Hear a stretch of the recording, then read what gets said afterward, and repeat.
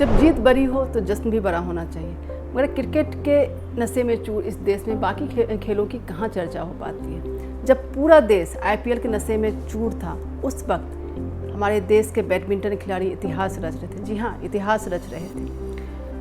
Thomas cup के 74 साल के इतिहास में पहली बार भारतीय टीम ने इस टूर्नामेंट में जीत हासिल की। इस वीडियो में हम बात करेंगे थॉमस कप के इतिहास के बारे में, साथ ही उन खिलाड़ियों के बारे में जिन्होंने इस जीत को हासिल कर हमें गौरव का क्षण प्रदान किया। यह वीडियो थोड़ा लंबा हो सकता है क्योंकि इसमें बहुत सारी जानकारियाँ दी गई हैं। इसे शुरू से अंत तक ज़रूर देखें क्योंकि इसमें जो जानकारियाँ दी गई हैं वो आपके लिए काफ़ी उपयोगी साबित हो सकती है। अगर आप प्रतियोगी परीक्षा की तैयारी कर रहे हैं तब भी, अगर आप नहीं कर रहे हैं तब भी, क्योंकि ज्ञान लेने में कोई हर्ज नहीं है। इस वीडियो के आधार पर मैंने एक क्विज भी तैयार किया है जिसका लिंक डिस्क्रिप्शन बॉक्स में दिया जाएगा। आप उस क्विज को ज़रूर अटेम्प्ट करें ताकि आपको पता चले कि आपने इस वीडियो में क्या क्या सीखा और क्या क्या याद रखा। तो चलिए आगे बढ़ते हैं इस वीडियो में, मगर आगे बढ़ने से पहले एक छोटा सा रिक्वेस्ट आप लोगों से है कि हमारे चैनल को सब्सक्राइब ज़रूर करें, इस वीडियो को लाइक करें और नोटिफिकेशन बेल को ऑन कर लें ताकि आगे हम जो भी वीडियो डालें उसके बारे में आपको जानकारी मिलती रहे। चलिए वीडियो में आगे बढ़ते हैं और सबसे पहले हम बात करते हैं थॉमस कप के इतिहास के बारे में। इस टूर्नामेंट का नाम थॉमस कप क्यों पड़ा? ब्रिटिश बैडमिंटन खिलाड़ी George Allen Thomas, British badminton खिलाड़ी जॉर्ज एलन थॉमस ने इस पूरी टूर्नामेंट की रूपरेखा तैयार की थी। उनका यह मानना था कि फुटबॉल के फीफा वर्ल्ड कप और टेनिस के डेविस कप के बराबर बैडमिंटन का भी अपना एक अंतर्राष्ट्रीय स्तर का टूर्नामेंट होना चाहिए। उनके इस प्रपोजल को स्वीकार किया गया और 1948 में उनके प्रपोजल के आधार पर इस टूर्नामेंट की शुरुआत की गई और इसका नाम उनके नाम पर थॉमस कप रखा गया। पिछले 74 सालों में 32 बार यह टूर्नामेंट आयोजित हुआ, जिसमें से भारत केवल 13 बार क्वालिफाई कर पाई। और अब तक 2022 में भारत की जीत से पहले तक सिर्फ 5 देश इस टूर्नामेंट को जीत पाए थे और वो देश थे चीन, जापान, डेनमार्क, मलेशिया और इंडोनेशिया। भारत छठा देश है जो इस टूर्नामेंट को जीतने में सफल रहा है। 1979 में भारत आखिरी बार इस टूर्नामेंट के सेमीफाइनल तक पहुंच पाया था, लेकिन प्रकाश पादुकोण सेमीफाइनल में डेनमार्क के खिलाड़ी स्वाइन प्री के हाथ पराजित होते हैं और भारत का जीत का सपना खत्म हो जाता है। महज ये एक संजोग ही है कि इस बार भी भारतीय टीम का सामना सेमीफाइनल में डेनमार्क की टीम के साथ होता है, मगर इस बार टीम के लीडर के श्रीकांत डेनमार्क के खिलाड़ी को हराते हैं और भारत फाइनल तक पहुंच पाता है। इस जीत को कुछ हम इस तरीके से समझ सकते हैं कि जैसे कि भारतीय फुटबॉल टीम मेसी की अर्जेंटीना की टीम को हराकर फीफा वर्ल्ड कप अपने नाम कर ले, या फिर सानिया मिर्जा यूएस ओपन में सेरेना विलियम्स को हराकर ट्रॉफी अपने नाम कर ले।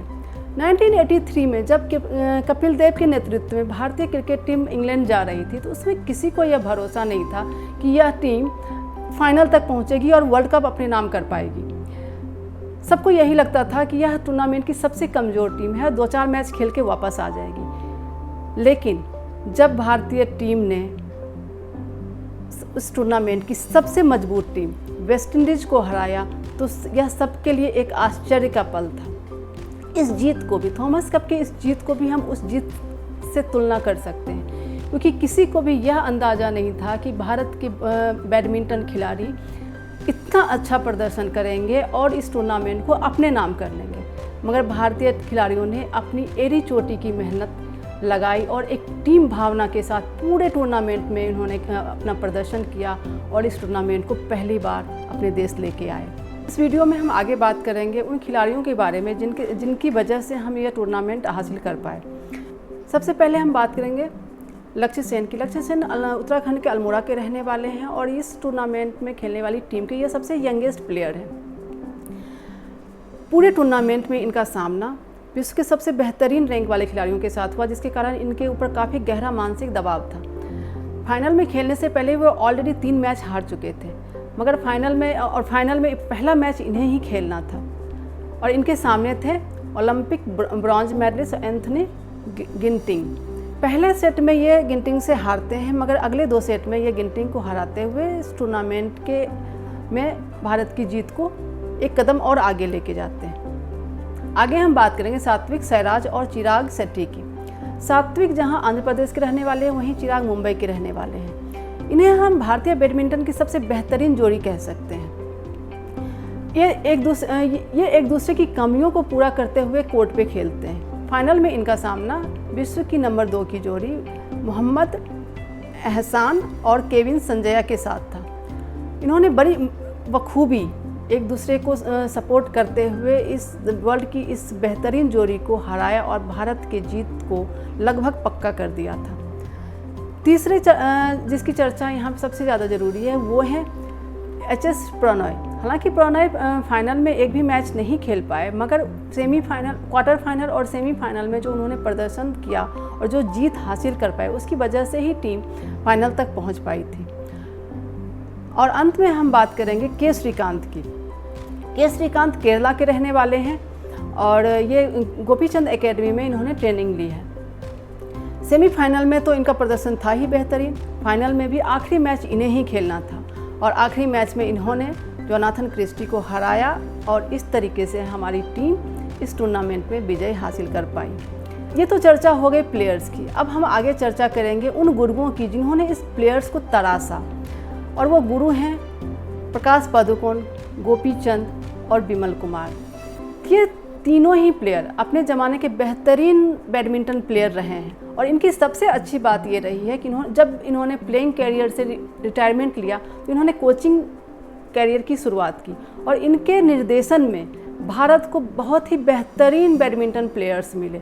साइना नेहवाल, पी.वी. सिंधु, इस तरह के जितने भी आप इंटरनेशनल लेवल के बेहतरीन भारतीय प्लेयर्स हैं वो सब इन्हीं की एकेडमी से जुड़े हुए हैं।